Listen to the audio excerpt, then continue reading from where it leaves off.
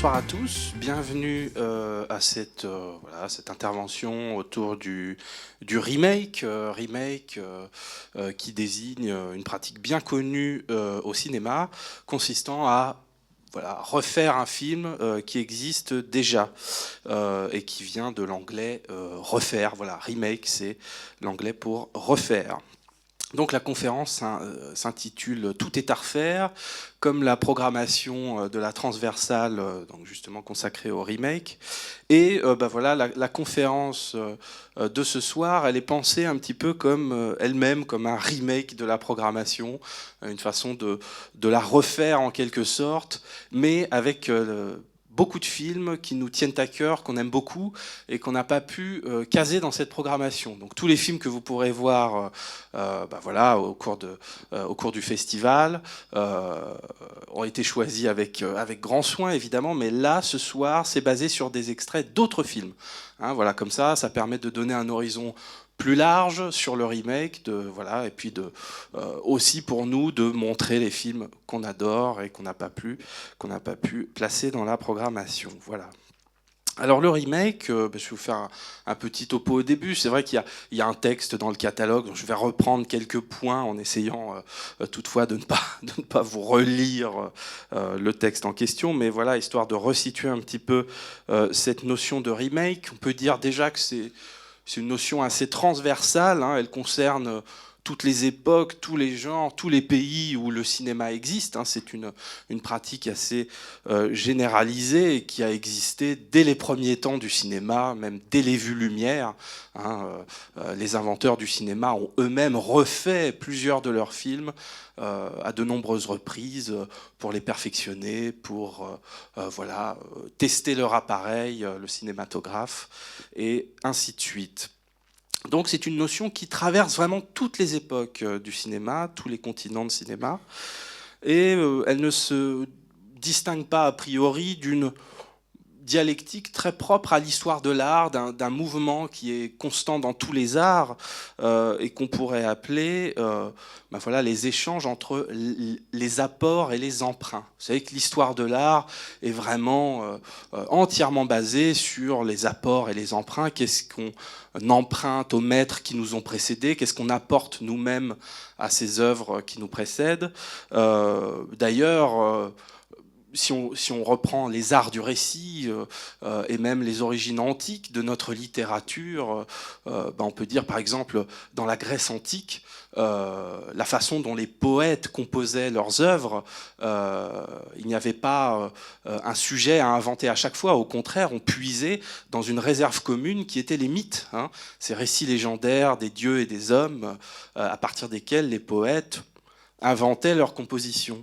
Et puis même plus tard, dans l'âge classique, le sujet n'était pas une chose, qu'on réinventait à chaque œuvre, mais quelque chose qu'on empruntait. Il y avait toujours une réserve limitée de sujets qui était, emprunté à Plutarque, aux auteurs de théâtre grec comme Sophocle, Euripide, etc. Shakespeare, par exemple, a beaucoup emprunté ces sujets dans cette antiquité. Le sujet, pendant très longtemps en art, n'a pas été quelque chose qu'on a inventé, mais quelque chose qu'on empruntait. Hein. Et l'œuvre d'art, une broderie, une trame inventée, créée à partir de ces sujets communs. Et puis, quand je dis que les artistes ont toujours emprunté des sujets aux grands maîtres qui les précédaient et qu'ils admiraient, on sait, il y a plein d'exemples. Hein. Picasso qui refait les Ménines de Velázquez, les fables de La Fontaine qui sont toutes empruntées à Ésope, etc. Enfin, il y a plein d'exemples comme ça dans l'histoire de l'art.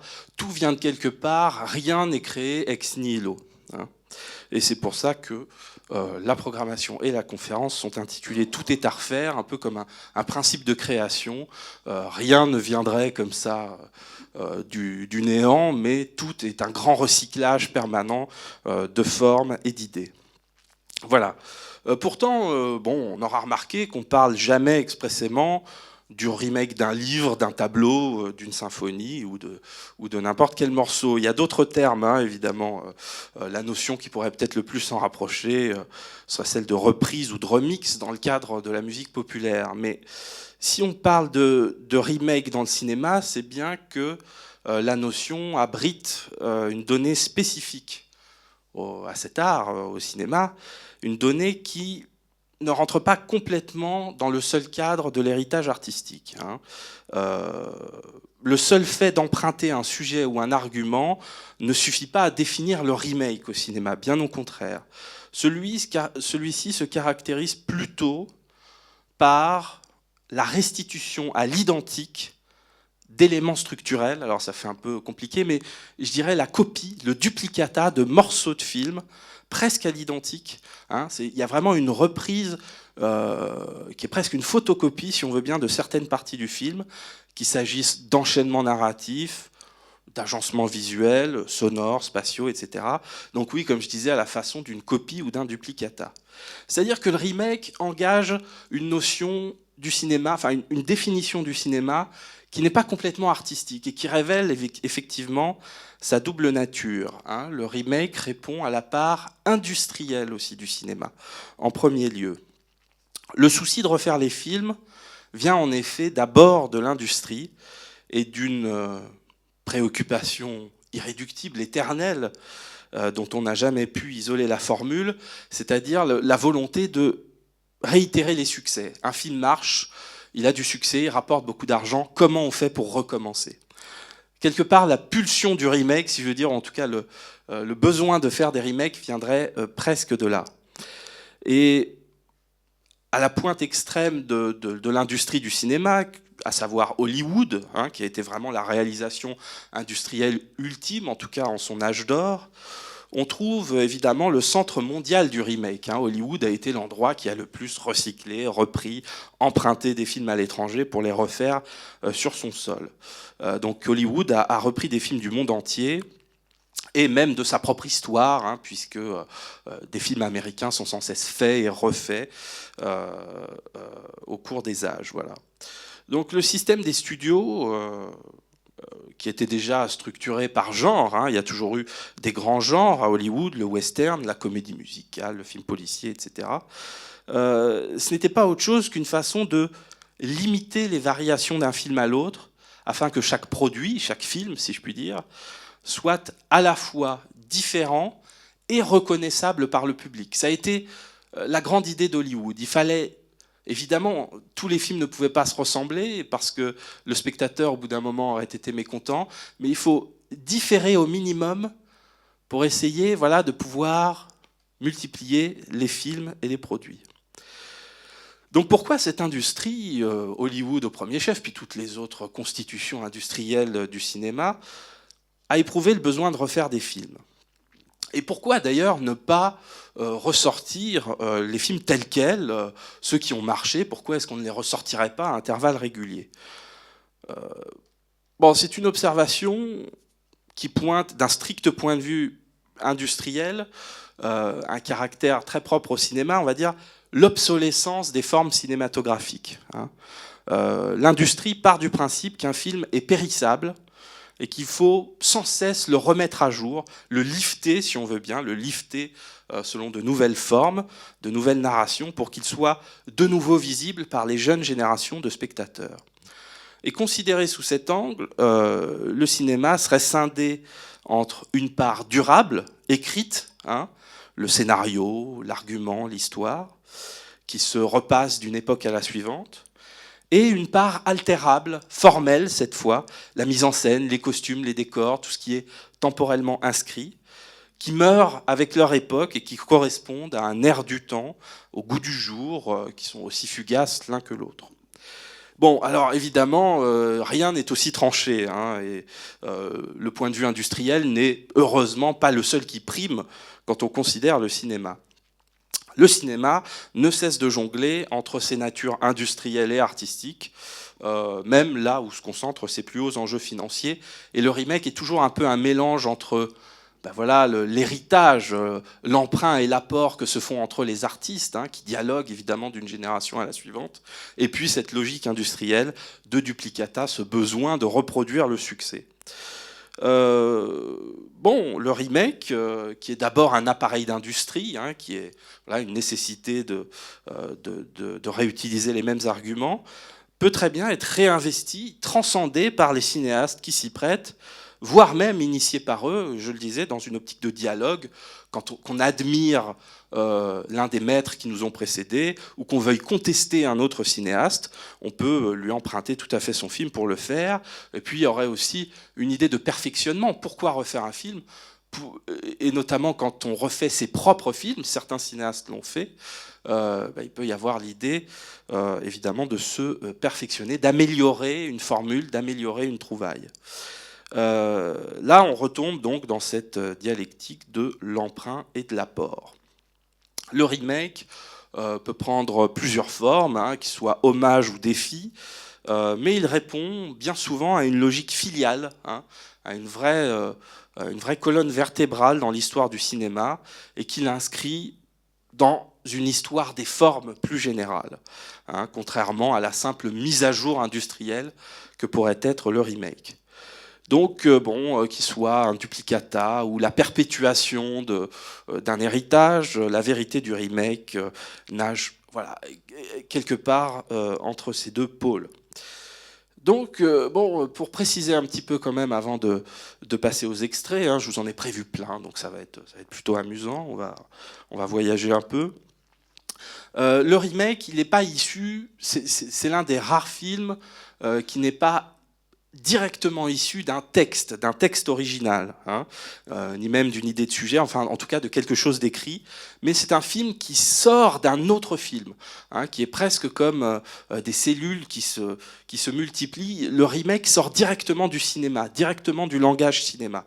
Hein, vous savez qu'un film se fait souvent sur scénario, il y a toujours une part, enfin en tout cas très souvent, hormis dans les marges, le besoin d'écrire un film, de passer par l'écrit avant de tourner un film. Le remake, ça n'est pas exactement le cas. Le remake, en tout cas pris sous un angle théorique, sort directement d'un film précédent. Donc, si on voulait le présenter différemment, le texte du remake, c'est la forme même du film dont il tire son origine, hein. Donc il y a une très forte dépendance entre deux films. Voilà, c'est ça qui est intéressant, c'est que le remake, par cette dépendance entre deux films, ou trois films, quatre films, etc., peu importe les séries de remake qui peuvent exister, elles peuvent être très longues, c'est que c'est un outil qui nous permet vraiment de voyager entre les époques du cinéma. Le remake, c'est pas tant finalement pour nous, en tout cas pour nous qui allons l'explorer au cours du festival, au cours de cette conférence, une pratique industrielle, bon, une fois qu'on l'a dit, on l'a dit, et puis c'est tout. Ça va être plutôt un outil d'exploration, un outil de comparaison, un outil de mesure entre des époques, des façons de faire, des façons de raconter, qui va être justement très intéressant. Où est-ce qu'il y a remake, où est-ce qu'il n'y a pas remake? Bon, le remake n'est pas une adaptation, par exemple, hein, parce qu'on peut très bien poser des limites dans ce qui est remake ou pas. Un exemple tout simple que vous retrouverez dans le texte de présentation, on peut dire, par exemple, il y a eu plusieurs Madame Bovary au cinéma, des adaptations du roman de Flaubert. Le film de Jean Renoir, en tout cas l'adaptation de Jean Renoir, n'a pas été refaite ou n'a pas été reprise par Vincente Minnelli, par exemple, qui a lui aussi tourné à Madame Bovary. Donc le film de Minnelli n'est pas le remake de Renoir, dans le sens où les films ont très peu à voir au niveau de la forme. Ils sont surtout les adaptations d'un même roman. Dans ces cas-là, on ne peut pas parler entre deux Madame Bovary forcément de remake pour la seule raison qui viendrait d'un roman. Par contre, là, c'est un cas un peu particulier, mais qui nous parle. Il y a eu au cinéma des adaptations de Frankenstein, et notamment des très connues dans les années 30, celle de James Whale, par exemple, hein, sous le studio Universal, qui en a fait une très belle adaptation en 1931. Et puis, quelques années plus tard, le film a été parodié par un grand humoriste qui s'appelait Mel Brooks, et qui, en parodiant Frankenstein, a repris exactement la photographie originelle du film, en noir et blanc, avec des contrastes très forts, a repris précisément la trame du scénario, hein, avec les mêmes passages obligés, les mêmes transitions, etc. Et bien que le film soit une parodie, là on peut vraiment parler de remake, parce qu'il y a une substance identique entre le film originel et celui qui en a, je dirais, repris la trame. Donc même s'il y a un roman qui est celui de Mary Shelley, Frankenstein Jr. de Mel Brooks répond moins au roman qu'au film. Il a beaucoup plus de rapport avec le film de James Whale qu'avec le roman. Donc vous voyez, on peut vraiment jouer avec cette idée de remake pour établir des différences, des comparaisons. Et c'est pour ça que c'est intéressant. Il a un autre avantage, le remake, et après j'en viens aux extraits, je vous rassure. Penser le remake, c'est tout de suite écarter ce qui souvent fait écran dans notre perception des films au cinéma, à savoir le sujet. Le sujet, bon, c'est parfois quelque chose d'un peu trop gros qui nous empêche de penser à la forme du film. Hein. Le remake, parce que bon, voilà, deux films peuvent avoir le même sujet et ne pas être des remakes, et deux films peuvent être remakes l'un de l'autre et avoir des sujets complètement différents. On le verra avec les extraits. Ce que met en avant le remake, c'est la mise en scène. Quand on considère un film original et son remake, c'est pas tellement le sujet qui va nous intéresser que les différences de mise en scène. Et ça, c'est un des gros avantages de l'outil remake, si je puis dire, entre guillemets, c'est qu'il va pointer directement et de manière assez efficace la forme des films, les contrastes entre les formes. Et tout de suite, ça devient vraiment un outil très efficace, très intéressant pour penser la mise en scène. Et puis, à partir des remakes, on peut très bien observer l'évolution des formes au cours des décennies, l'évolution des esthétiques, des représentations dans les films, hein, comment on montre, je sais pas, les hommes, les femmes, leurs rapports, comment on montre les policiers dans les burlesques des années 10, comment on montre les policiers dans les films noirs des années 40, et puis un peu plus tard, voilà, dans les polars des années 70, c'est quelque chose d'assez différent. Donc les représentations, et puis les différences de perception d'un pays à l'autre, évidemment, hein, la même histoire ne sera pas racontée de la même façon à Hollywood ou en Chine. Donc tout ça constitue un formidable outil de comparaison et de mesure. Je vais vous montrer deux extraits. Hein, les extraits vont aller deux par deux. Le premier, c'est deux films assez connus. Il y a d'abord le Scarface de Howard Hawks, qui est un film de 1932, qui est, on va dire, l'archétype du film de gangster, où se sont cristallisés un petit peu toutes les formes, tous les passages obligés, toutes les grandes scènes du film de gangster tels qu'on les connaît aujourd'hui.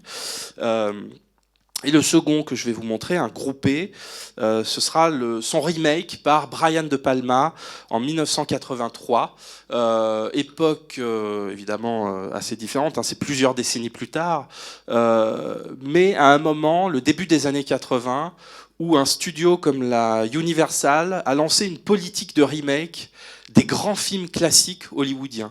Scarface en faisant partie.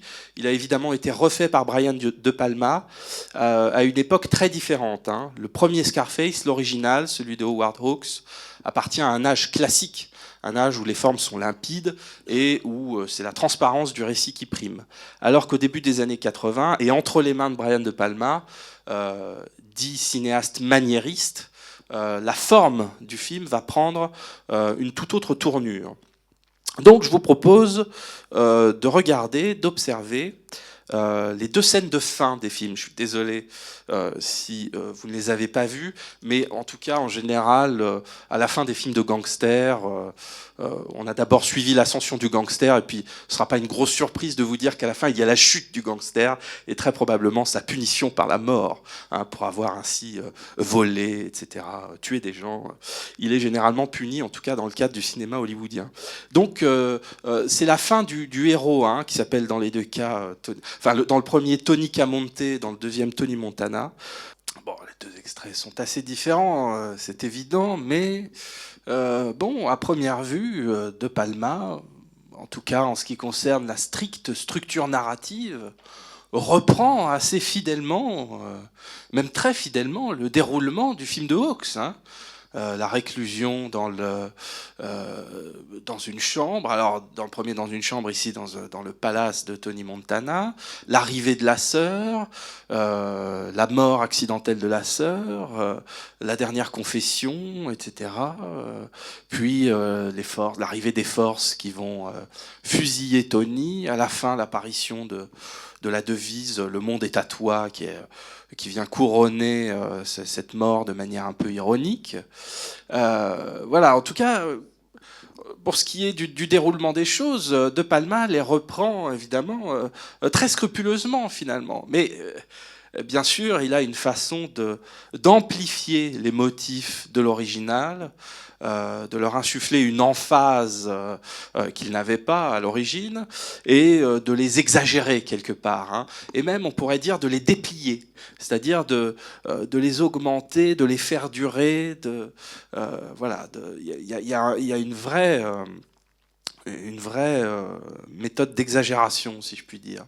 Alors, quand on examine le premier extrait, on est vraiment dans le cadre, c'est très frappant, d'une tragédie classique. Hein, voilà, ce héros qui a défié son propre destin, qui a défié la fatalité, va se retrouver acculé à la mort. Tragédie classique, c'est rendu assez évident par sa relation à sa sœur, la façon dont cette relation se conclut, et qui est fondée sur un inceste, en gros, enfin en tout cas une pulsion incestueuse, le désir du gangster pour cette sœur qu'il ne possédera évidemment jamais. Donc évidemment, on est dans le cadre de la tragédie classique, cadre familial, hein, on met l'accent vraiment sur la relation familiale tordue qui est à l'origine quelque part l'origine du pourrissement de cette famille et du pourrissement du gangster, si on veut bien, et qui va lui causer la mort. Tragédie classique qui est, on va dire, amplifiée par, enfin en tout cas soulignée par la répartition assez claire de la scène entre justement une scène et des coulisses, l'intérieur et l'extérieur. Hein, il y a quelque chose de très étanche entre les deux, et c'est vraiment une structure encore qui doit beaucoup à des conceptions théâtrales. Hein. On est en 1930, et l'arrivée très récente du parlant fait qu'on a encore malgré tout à Hollywood une grande dépendance par rapport aux structures théâtrales.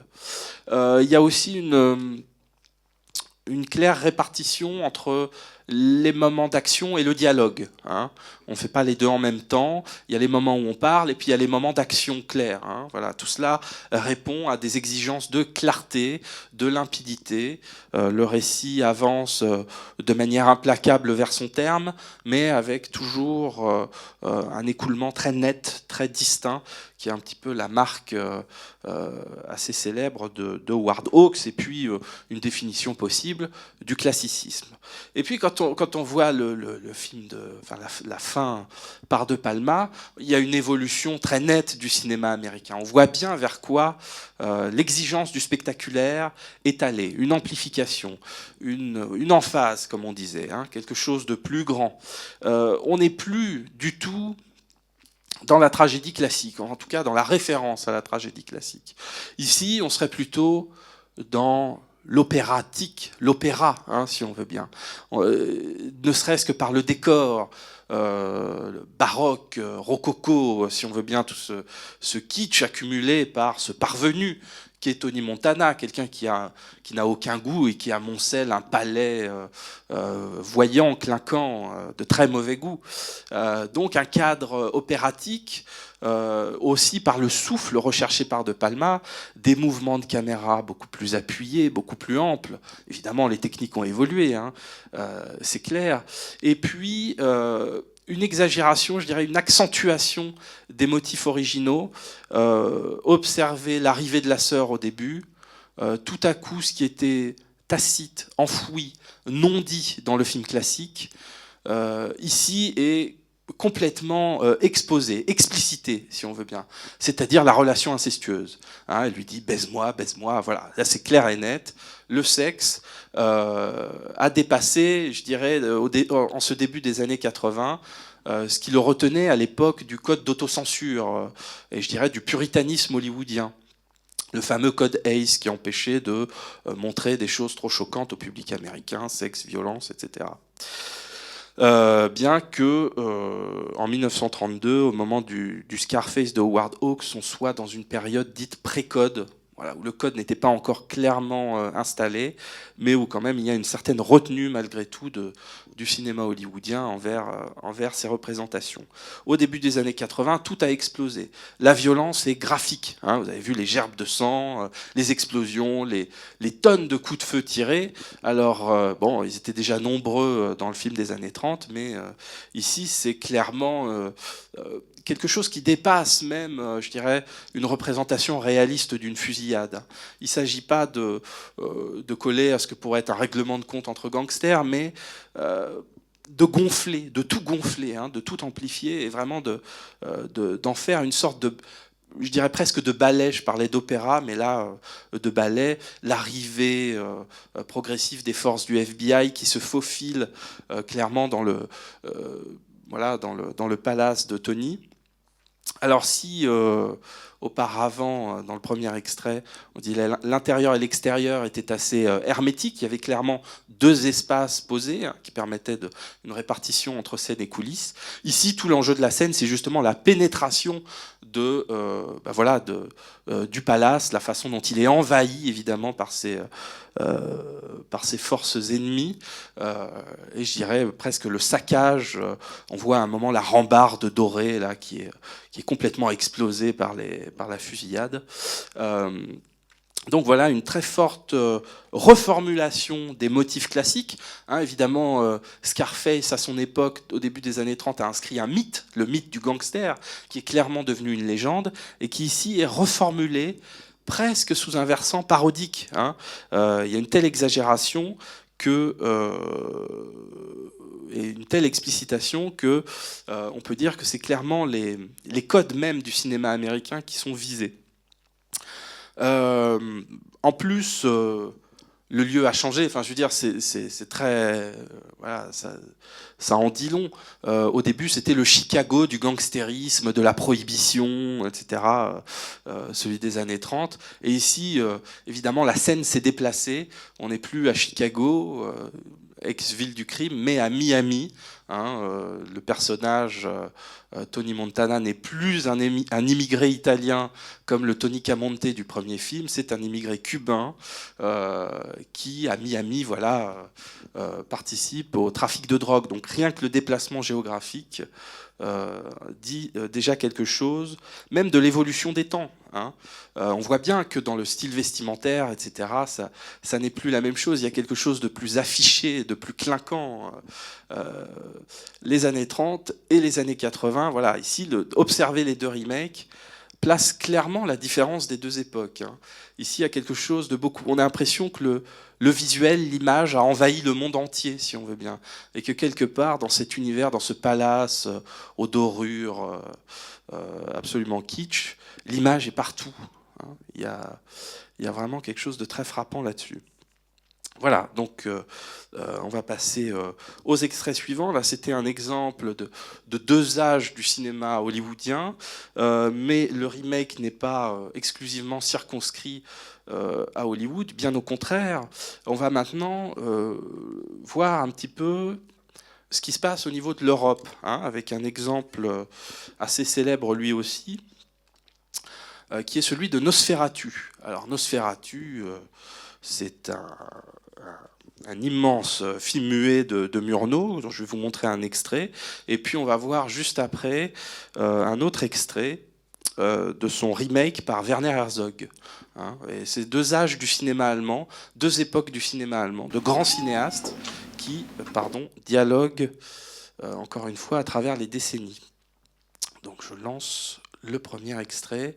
Il s'agit de la première soirée passée entre le héros, le personnage principal du film, et puis le comte Orlok, qui abrite la figure du vampire. Voilà, puisque le Nosferatu originel était une adaptation cachée du roman de Bram Stoker, Dracula. Voilà. Donc je vous montre ça. Alors là, les rapports entre les deux films, les deux extraits sont apparemment plus distants, plus vaporeux, même si on repère tout de suite des motifs communs, l'horloge qui vient tout à coup interrompre l'étrange fascination d'Orlok, puis le renvoi à un autre espace qui est celui de la fiancée d'Uther, c'est-à-dire la façon de couper la scène en deux, comme ça, entre deux espaces distants.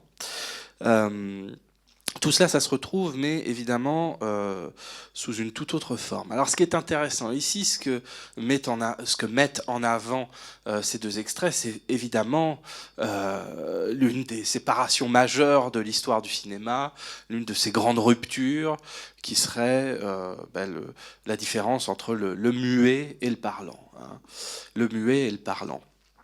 Alors le muet, évidemment, on voit que ce premier film, qui date de 1922, eh bien à ce moment-là, le langage du cinéma muet est arrivé quand même à un état tout à fait extraordinaire. Il y a on a atteint un langage visuel absolument splendide, qui n'a pas besoin de béquilles pour employer une force expressive absolument incroyable. Tout le film Nosferatu est une grande valse de fascination, d'échange entre ombre et lumière, entre spectralité et matière, etc. C'est vraiment quelque chose de splendide. Et on n'est pas très longtemps après l'invention du cinéma, un peu plus de 20 ans, et on a déjà atteint un état de narration par l'image absolument incroyable.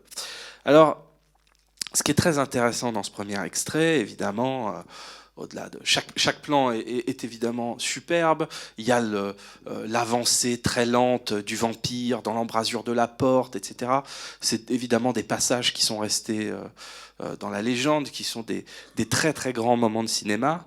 Mais ce qui est vraiment passionnant, je trouve, dans cet extrait, c'est le rapport à la jeune fille endormie, qui tout à coup, alors que Orlok et Uther partagent une sorte de moment très étrange, se retrouvent tous les deux face à face dans une danse de fascination.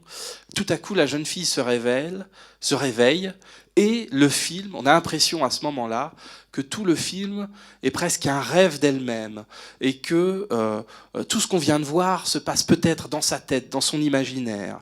Il y a une espèce de porosité complète entre l'histoire qui nous est racontée et le rêve. Hein, on est toujours à mi-chemin des deux, et peut-être qu'à ce moment-là, le film se renverse. Évidemment, tout cela est dû à ce langage visuel qui est le muet, qui permet une plasticité complète, qui a une façon de pouvoir voyager presque indistinctement entre le fantasme et la réalité. Toutes ces images sont empreintes d'une touche de rêverie, d'une brume, d'une lueur assez hypnotisante. Et il y a dans cette matière une façon comme ça une véritable souplesse pour voyager entre toutes les dimensions de l'être et de l'au-delà, entre toutes les occurrences terrestres et surnaturelles. Et le langage de Murnau, la mise en scène de Murnau est évidemment extraordinaire, mais c'est aussi la substance même du muet qui permet ça. Herzog, quand il se pique de faire le remake de cette date immense du cinéma allemand, qui a été un film qui a été commenté, vu, revu, critiqué, dont on a fait des exégètes infinis, qui a une influence immense sur tout le cinéma. Herzog se pique de faire le remake, c'est quelque chose d'extrêmement audacieux. Et quelle est la différence majeure, notable évidemment ? La chose avec laquelle il va avoir à se confronter, c'est le son. Le son, l'arrivée du son. Chez Murnau, on était dans un monde de fantasmes dont les volutes pouvaient nous entraîner absolument partout. Herzog doit nous faire entendre quelque chose. Il doit nous faire entendre la voix du vampire. C'est quand même un défi majeur. La voix, les sons, donnent une matérialité terrible aux choses qui sont montrées à l'écran. Il y a une matérialité dont on ne peut pas se dépêtrer et qui rend tout presque beaucoup plus bêtement réaliste, si je puis dire. Hein, il y a la bête matérialité des choses qui s'impose. Alors comment retrouver cet univers voilà, complètement embrumé, fantasmatique, entre ici et l'au-delà, il va falloir composer une sorte de symphonie tout à fait étonnante au son. Je dirais une symphonie gutturale presque, une symphonie de bruissements, de feulements, de ululements lointains, qui est un univers sonore tout à fait particulier. Hein, alors il faut pas, là évidemment, Herzog ne s'en remet pas à la prise directe, à la prise de son direct, qui serait celle du plateau, mais compose un univers sonore complètement fantasmatique, fait d'une multiplicité de couches, le tic-tac de l'horloge, etc., qui vont déréaliser la synchronicité même entre l'image et le son. Ça, c'est tout à fait passionnant. Le premier film, celui de Murnau, s'appelait Une symphonie des ténèbres. Là, on a presque une symphonie de feulement. Et le vampire lui-même, interprété par Klaus Kinski, interprétation complètement hallucinée, va dans ce sens-là, hein, dans le sens d'extase, s'arrêter, pousser un souffle rauque, un bruissement, etc. Tout ça est très intéressant. Et il y a dans ce vampire, quand même, qui ressemble physiquement au premier interprète de Nosferatu, Max Schreck. Klaus Kinski l'interprète aussi avec une grande fidélité à cette apparence. Mais le vampire a cette fois, chez Herzog, quelque chose de malade. Hein, et c'est presque l'histoire du cinéma qui se donne à lire dans cette maladie. Il y a une déperdition terrible. Et Herzog a intégré cette déperdition dans la conscience de son film. Pour lui, il y a une déperdition énorme entre cet art magistral qui était celui du muet et cette contingence terrible qui serait celle du cinéma parlant. Et évidemment, cette nostalgie, enfin cette mélancolie, si je puis dire, du cinéma muet infuse complètement et la figure de Nosferatu, du vampire, et toute l'atmosphère du film. Il y a une perte de l'évidence du langage muet, une perte de son innocence. La modernité de Herzog tend vers une sorte d'irradiation de l'image, un mystère hypnotique qui n'existe plus, qu'il n'est plus possible de reproduire tel quel. Hein. La conquête du réalisme, qui a été celle du cinéma, du son, de la sensibilité des pellicules, etc., s'est faite au détriment des puissances primitives de l'image. Et c'est un petit peu ce qui ressort quand on accole ces deux extraits. Voilà, donc l'heure avance, j'avance aussi, j'essaie en tout cas d'avancer dans mes extraits. Vous aurez remarqué que j'ai privilégié de longs extraits pour qu'on puisse quand même rentrer dedans. Donc maintenant, on va aborder le cas de l'auto-remake. D'un cinéaste qui a refait quelque part l'un de ses propres films. Mais c'est un cas particulier parce que vous allez voir qu'entre les deux, il y a quand même tout un jeu de différenciation et de similitude qui est absolument passionnant. Alors je reviens à Howard Hawks. Pourquoi Howard Hawks? On l'avait déjà vu avec Scarface. Mais Howard Hawks est l'un des cinéastes, je dirais, les plus passionnants dans le cas du remake, puisque toute sa carrière peut être vue à l'aune de la reprise et de la répétition, non seulement des mêmes motifs, mais des mêmes trames narratives très simples, en vue d'un souci d'efficacité toujours plus fort. Hawks est presque une figure du copier-coller en cinéma, mais une figure géniale de ce copier-coller. Entre deux films qu'il a réalisés, le premier, L'Impossible Monsieur Bébé, en 1938, et le second, Le sport favori de l'homme, en 1964, il y a bien sûr du temps qui s'est écoulé, ce sont deux âges différents du cinéma hollywoodien, mais il y a surtout une même trame, un homme un peu bené qui est pris dans les filets d'une femme extrêmement entreprenante. Les deux films n'ont pas du tout le même décor, pas du tout le même contexte, mais ils retrouvent à certains moments exactement les mêmes scènes. Et c'est une scène bien précise que je vais vous présenter. Et on va voir que le remake peut dépasser complètement le simple cadre du film pour des fois s'attacher à des scènes qui sont presque reprises à l'identique. Et saisi comme ça, le remake offre une myriade de dialogues, de liaisons entre les films qui est assez stimulant. Donc entre les deux films, là, on a exactement le même principe comique qui est repris, une relation entre un homme et une femme qui se situe au milieu d'un espace public et donc un espace de visibilité. Le corps est dévoilé par un accident. La robe de la femme est déchirée et l'homme, témoin de cette mésaventure, doit faire quelque chose pour que le corps de cette femme qu'il aime probablement, en tout cas ce qu'il n'ose pas s'avouer, ne soit pas visible par tous dans cet espace social qui est celui d'une fête, d'une réception dans les deux films.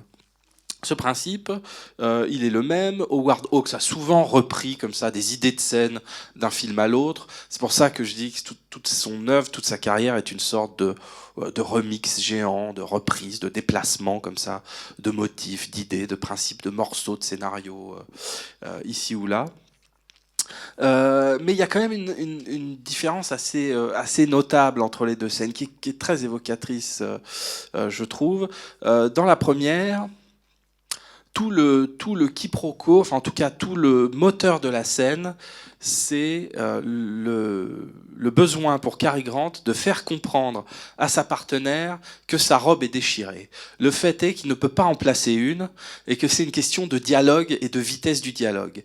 Elle a pris possession de la parole et lui ne peut pas s'inviter justement dans le dialogue qui lui permettrait d'expliquer pourquoi il la colle, pourquoi il est évidemment aussi près d'elle et tout à coup si entreprenant alors qu'auparavant il semblait froid.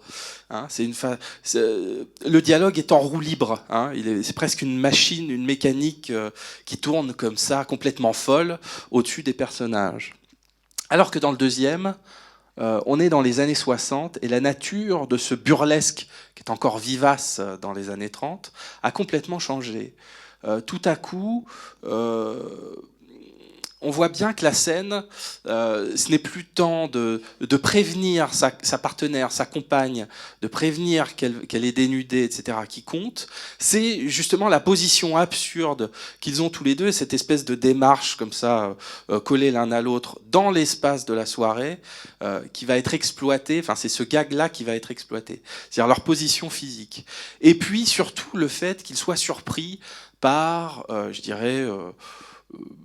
la femme ordinaire avec laquelle le héros masculin doit se marier, mais il se trouve qu'il a rencontré cette blonde et que ça va un petit peu déjouer ses plans. Donc là, tout à coup, on retombe dans presque une sorte de mécanique de vaudeville, si on voudrait bien, mais surtout quelque chose de beaucoup plus psychologique.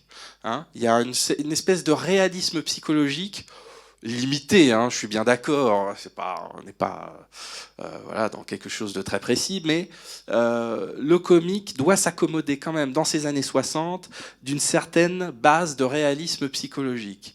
Alors que dans le film des années 30, on était complètement en deçà du psychologique. On est plutôt dans quelque chose qui a trait à l'inconscient, à la pulsion, les personnages dans les années 30 sont dans un stade présexuel qui fait qu'ils marchent un petit peu comme des machines bousculées par des pulsions qu'ils ne comprennent pas. Donc on est en deçà de la psychologie. Alors que dans les années 60, on doit faire avec elle. Hein, donc ça, c'est très intéressant. Et ça montre aussi une évolution de la comédie hollywoodienne, qui va aller vers d'un spectacle complètement délirant. Hein, on peut aussi penser aux Marx Brothers dans les années 30, qui n'a pas besoin de se justifier, en tout cas, de sa vraisemblance, à quelque chose quand même de plus ancré dans un univers social, une certaine description réaliste, et avec un minimum de vraisemblance psychologique. Donc ça, c'est assez intéressant. Voilà, après, c'est cette idée chez Hawks que les films peuvent se refaire comme on reconfigure des mécaniques, comme on perfectionne des mécaniques. Hein, on bouge les pièces d'un endroit à l'autre, on revisse, on recolle, afin de produire soit le même effet, soit des effets différents. Donc ça, ça c'est aussi un point. On approche un petit peu de la fin du temps qui nous est imparti. Je vais vous montrer un dernier extrait. Ce que j'aimerais bien vous montrer, là, j'avais prévu de vous passer un extrait de Showgirls de Paul Verhoeven et de Ève de Joseph Mankiewicz.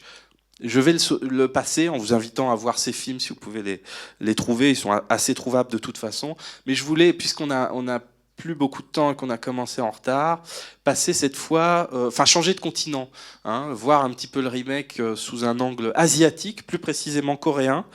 Et je vais vous montrer cette fois donc un film des années 60 qui s'appelle La Servante, d'un cinéaste nommé Kim Ki-young, qui a été le premier, je dirais le premier à imposer un type de récit qui connaîtra ensuite un grand succès en Corée du Sud, à savoir le film de domesticité, celui qui se centre autour de l'arrivée d'une domestique dans une grande maison bourgeoise, domestique qui va provoquer une suite de dérèglements, de dysfonctionnements et révéler, je dirais, la pourriture sur laquelle sont fondées ces grandes familles bourgeoises, enfin en tout cas de la haute bourgeoisie, qui va complètement dérégler le foyer jusqu'à une sorte d'apocalypse. Ce film va tellement marcher qu'il va créer toute une série de remakes, de reformulations de cette formule initiale en Corée.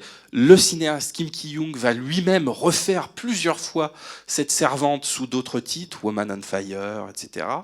Mais le remake que je vais vous montrer, c'est un remake d'aujourd'hui, enfin en tout cas assez récent, de 2010, The Housemaid, signé par un cinéaste qui s'appelle Im Sang-soo. Donc on va voir, je dirais là, un petit peu le saut entre l'origine presque d'un sous-genre, si on veut bien, un sous-genre de tension psychologique à l'intérieur du foyer, avec la façon dont on tourne exactement la même histoire, mais aujourd'hui. Voilà, ce qui nous amène, je dirais, au cinéma contemporain.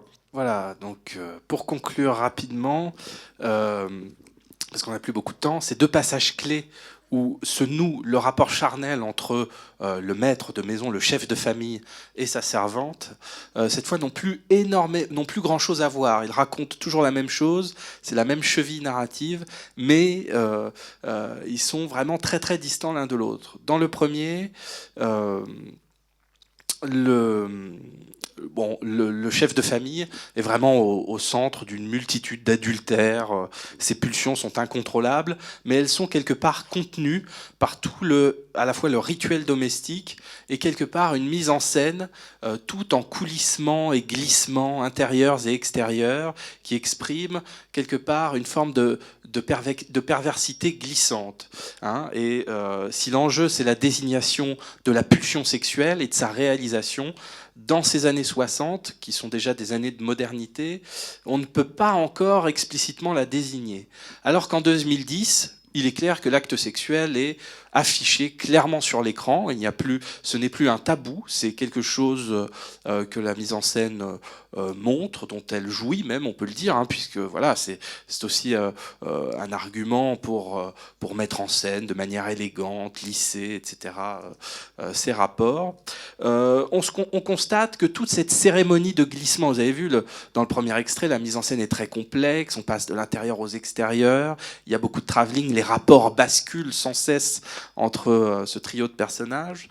Ici, c'est beaucoup plus naturalisé quelque part. Hein. Il s'agit de jouer sur la rétention et le déclenchement, le passage à l'acte longtemps retenu qui finit par se réaliser.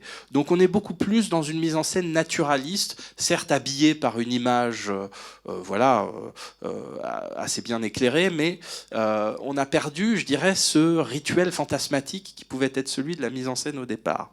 Vous aurez remarqué que la perversion du désir, en tout cas la prise de pouvoir au sein des rapports de classe, de domesticité, dans le premier, est initiée par le personnage de la servante, donc par la femme extérieure qui vient dérégler la mécanique domestique. Dans le deuxième, cette fois, c'est mis sur le compte du chef de famille, de l'homme. Hein. Donc ça s'est déplacé de la femme à l'homme, la question du désir qui vient contaminer, dérégler, brouiller les relations familiales.